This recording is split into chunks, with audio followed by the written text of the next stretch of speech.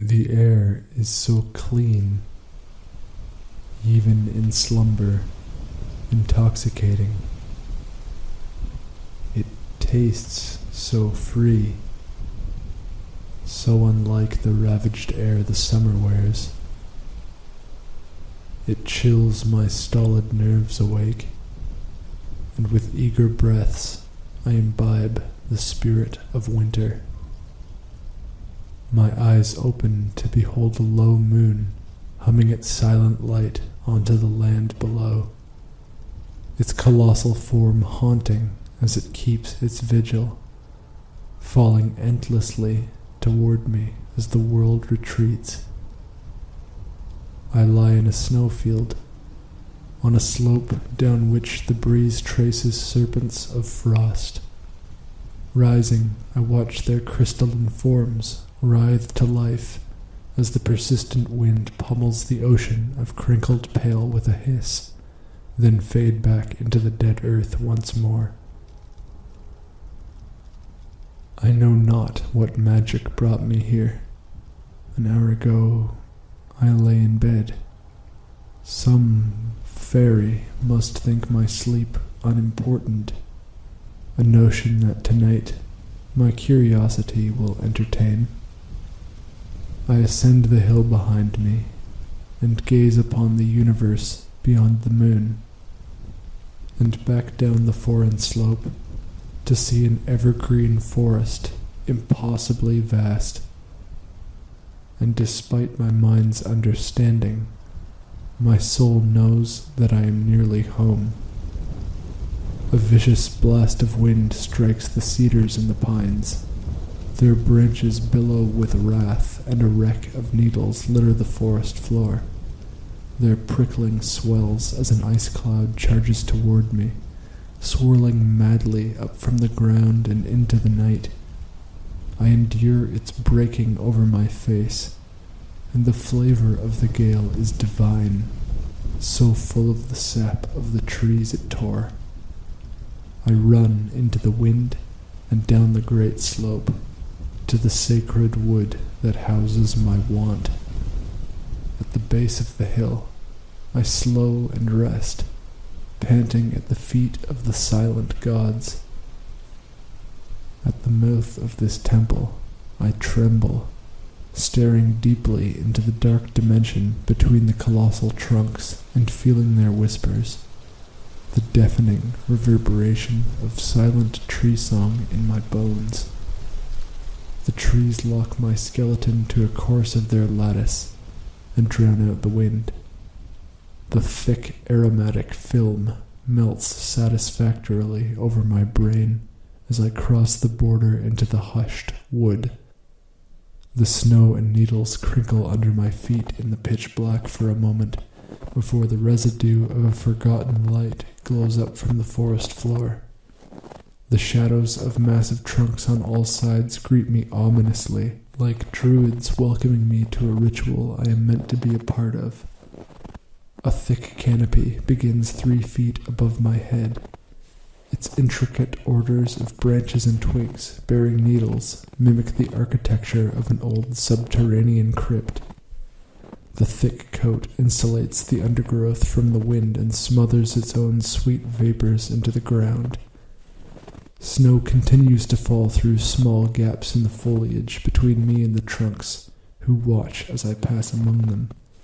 I cannot find my breath as I walk beneath these ancient, brooding trees. There's no reason to. I am nourished by the abysmal beauty, the darkness, the scent of the woods, of sap whose smell seems to carry memories in its molecular design, by the faint glow of moonlight on the frozen forest floor. Insulated from noise, from all the wretched world, in an appendix of time, the frenzy of light that took hold of my mind withers and dies. All of its fables and constructs crumble to nothing, and at once, and for the first time, they can be seen as false. a loop of ideas and arguments that depend on each other to present themselves with any kind of sense, but that hold no footing in reality. So quickly they fall to pieces and away in the thunderous dark, without the light to suggest their coherence or seduce my foolish heart into believing them. And now I crawl through a void in which the entire body of the world in which I lived was so effortlessly decimated by the primordial truth, transported to a past where my purpose is alien and absurd, with no choice now but to march forward into what was, and to perhaps find some purpose there. Excoriated of the biles and bombs of the world looming over the hill, I am again in the belly of unadulterated night, at the mouth of the older world. Its flavors become essential, no longer just a memory, but a reality, abandoned to its squalor of lore, and I am but a servant of the trees, a man in the woods, nature's fang wiped clean and returned to its dwelling. These woods are a gateway, the frozen glimmer of light, a guide. Miles through the trees I walk, until the remaining rot clinging to me has itself decayed. At last, in this deep night, the trees begin to thin, their statures fade, and I come upon a colossal clearing. At the forest's edge I see the aurora, a volley of color and power that rotates violently, lighting the sky. I step beyond those last few trees to see the massive basin, a lake of sand long since dried up. The air is just as tumultuous here, but the snowfall lighter, finer. This place, the center of the stone I seldom make it to, and the maw of the forgotten world, the gateway through which dreams pour, and the throne of desire, the reverie bed. I am stripped of breath again on the edge of this crater, further north than trees dare take root, where the acute frost can finally soothe the burning inside. The holy glow of the aurora's light on the reverie bed, like a celestial spring decanting down over the frozen heavens, draws me deeper into the tundra, feeling my own weight on the cauldron of granular glass, descending into the basin with the monstrous sky following me all the way down, ringing as it moves against the earth, like water droplets plinking off each particle of frozen sand and rolling to the bottom of this open-faced cavern. A woman is singing somewhere ahead of me, but far into the distance, behind the veil of colorful light.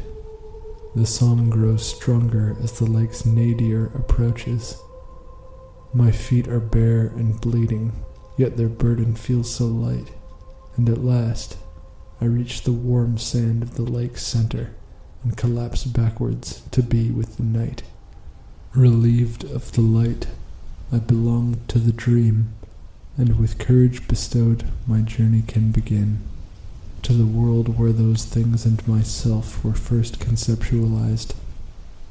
As the earth roars, the ether above rumbles, and I smile. A thick fog descends around me, and I am taken to a singing plain, to the old world, a magnanimous relinquished land.